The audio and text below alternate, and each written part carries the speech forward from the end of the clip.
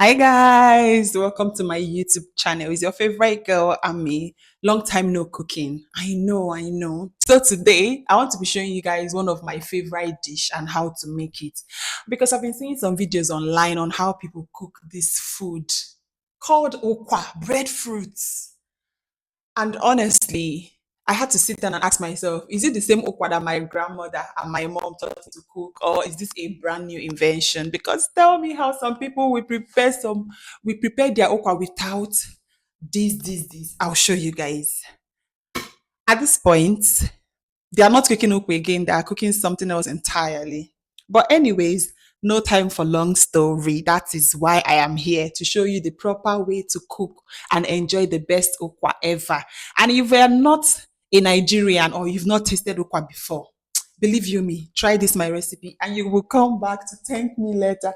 So sit back, relax and watch. And please don't forget to subscribe to my YouTube channel. Let's get to the cooking. Before we even start cooking, let's talk about the real stars of the show, the ingredients. Because if you are missing some of this, I beg, you're not cooking okwa. You are just making beans porridge with plenty confidence. So here we have fresh pepper, crayfish, ogiri, dry fish, bitter leaf, red oil, and that's all. So this is the base, the queen herself. The English name is known as African breadfruit seed, Ukwa. It looks simple, but this is a rich food, trust me. First thing is to wash your Ukwa very well. Rub the seeds between your hands and rinse. Pour away the cloudy water, then repeat it until the water is almost clear. Okwa can hide sand. Don't skip this. If your okwa is dried like mine and very hard, soak it for about 2 to 6 hours or even overnight before cooking. But in this video, I made mine straight away. Fresh okwa usually doesn't need long soaking. But then if it happens to be a very dried okwa, please soak overnight to save your gas. But there is something that can be done to make your okwa cook faster. The secret in making a dry okwa cook faster is using what is called ngo. Most times refers to potash, akamu, or sometimes the bitter water from ashes. It is used to soften certain food like okwa, abacha, okpa, and other vegetables. It just acts like a natural tenderizer. And this ngo is made traditionally by burning dried palm bunches, plantain peels, cocoa pods, or even wood into ash. The ash is then soaked in water, filtered, and the liquid is boiled until it solidifies the white brownish crystals. This is very edible anyways. And from the video you can see that I didn't bother crystallizing. I just poured the clean water after sieving it, and I let it settle for a while, and I filtered it and poured directly into my pot to cook. Next thing I did was to wash this dry fish. Washed and removed the bones from it, kept aside to be used for the ukwa.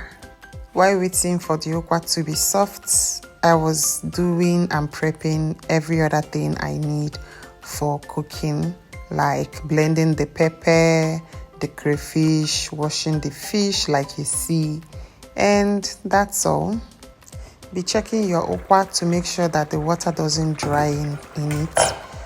Add more water to it if it's still strong and not soft as you want to eat it. Cover the pot and reduce to medium-low. Let it simmer. Keep checking it every 10 to 15 minutes. You are looking for okwa that is soft and tender, where the seed gives easily when you press it with a spoon but hasn't completely disintegrated. With potash, you might get there in 30 to 50 minutes without. Expect it to cook for maybe an hour or two, depending on how old or dry the okwa is. You could see I checked it again and I noticed that the okwa is tender. The next thing I did was to scoop out some water from the okwa. Yes, this water, the taste is amazing. And yes, people cook their okwa plain like this and use the water to eat it because the combo gives you the best taste you need. But what we are making today is jollof okwa because I'm using red oil and every other ingredient. And trust me, there is nothing inside this. That's the amazing thing about okwa. Without adding any ingredients, it gives you that natural taste that you want. Moving forward, here I'm adding all the ingredients I need. This is the pepper. I added the fresh pepper, followed by the crayfish, the salt, and the ogiri. I don't know why some people don't make their okwa with ogiri because this one is the heartbeat of okwa. Without it, okwa is just vibes. That funky strong smell, don't worry, once it enters the pot, it turns into magic. This is what gives okwa its real village taste. And the crayfish is that humble backup singer that actually carries the whole choir. It adds depth, smokiness, and that local flavor we all love. Don't try to cook okwa without adding crayfish, I beg. Then salt, simple seasoning, don't overdo it. Okwa doesn't like too much. You don't even need maggi. Salt is enough to lift all the natural flavors. Then palm oil is the color, the shine, the flavor. Okwa without palm oil is like jollof without tomatoes. Just enough to coat and bring it to life. Not too much, not too little. Then throw in that fish. I added this last because the fish was already soft and I didn't want it to break inside my okwa. After adding the fish, I covered the pot and allowed it to cook again for a few minutes. Then the last thing to do before you enjoy your okwa is to add the bitter leaf. Some people like it plain, but adding onugbu is the signature. That gentle bitterness balances everything. And these days, you don't even need your bitter leaf to be bitter per se. You can just squeeze it, cook it to remove the bitter taste. I actually did not have to do it to this my onugbu because the taste was okay. It wasn't bitter. It makes the dish rich and layered. Just wash it well so it doesn't overshadow the taste if yours is bitter. Then turn. Stir very well to incorporate all the ingredients you've added in your okwa. And there you have it, the proper village okwa. Washed well, softened, and have everything that you need to enjoy it with inside.